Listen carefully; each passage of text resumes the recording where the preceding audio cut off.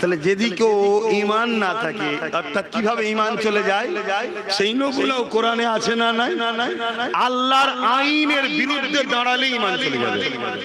মানতে পারেন না আলাদা কথা, বিশ্বাস করতে হবে। কিছু বুঝতে পারলাম? একটা হলো পালন করা, আরেকটা অস্বীকার করা, আরেকটা মেনে নেওয়া। একটা লোক মেনেছে, পালন করেছে, এক নম্বরের মুসলমান, জোরে বলুন সুবহানাল্লাহ। আরেকটা লোক মেনেছে কিন্তু পালন করতে পারে না, ও পাপী কিন্তু বেঈমান নয়। আরেকটা লোক মানে না, তাহলে এ তো ইসলামের মধ্যে নাই, এ তো শেষ। আমি দুটো ব্যক্তির নাম বলছি, মন দিয়ে শুনে। এক ব্যক্তির নাম হলো আব্দুল্লাহ ইবনে উবাই, আর এক ব্যক্তির নাম হলো আবু বকর সিদ্দিক। আব্দুল্লাহ ইবনে উবাইও নবীর হাতে হাত দিয়েছে, আবু বকর সিদ্দিকও নবীর হাতে হাত দিয়েছে।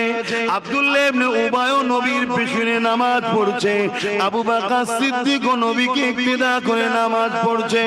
আব্দুল্লাহ ইবনে উবাইয়েরও মাথায় টুপি পাগড়ি রয়েছে, মুখে দাড়ি, পরনায় জুব্বা রয়েছে। আবু বকর সিদ্দিকেরও মুখে দাড়ি, মাথায় টুপি পাগড়ি, পরনায় জুব্বা রয়েছে।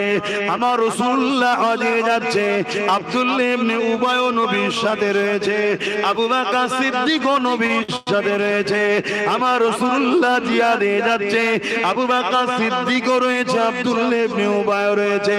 আমার নবী পাকের সাথে রোজা রেখে দস্তরখানে বসে আব্দুল্লাহ ইবনে উবাইও রোজা খুলছে, আবু বকর সিদ্দিকও রোজা খুলছে।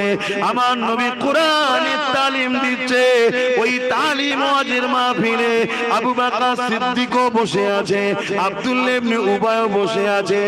কিন্তু মনে রাখবেন, আবু বকর সিদ্দিককে আমার রাসূলুল্লাহ জান্নাতি ঘোষণা সার্টিফিকেট দিয়ে দিয়েছে, আর কোরআন আব্দুল্লাহ ইবনে উবাইকে জাহান্নামী ঘোষণা দিয়ে দিয়েছে।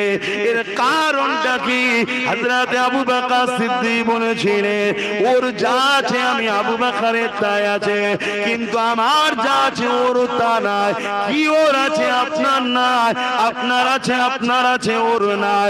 আবু বকর সিদ্দিক বলল, ওর নামাজ আছে আমারও আছে, ওর দাড়ি টুপি জুব্বা পাগড়ি আমারও আছে, ও রোজা রাখে আমিও রাখি, ও হজ করেছে আমিও করি, ও জিহাদে গেছে আমিও গেছি, ও রাসূলুল্লাহর মজলিসে বসে ওয়াজ শুনেছে আমিও শুনেছি।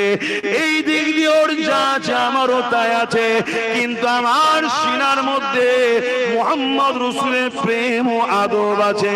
এটা আব্দুল্লাহ ইবনে উবাইয়ের না, ও ভেতরে রাসূল নিয়ে বুকস রেখেছে, দুশমনি রেখেছে, বাহ্যিক মহব্বত দেখায়, ভেতরে হুজুরের গুস্তাখি রেখেছে।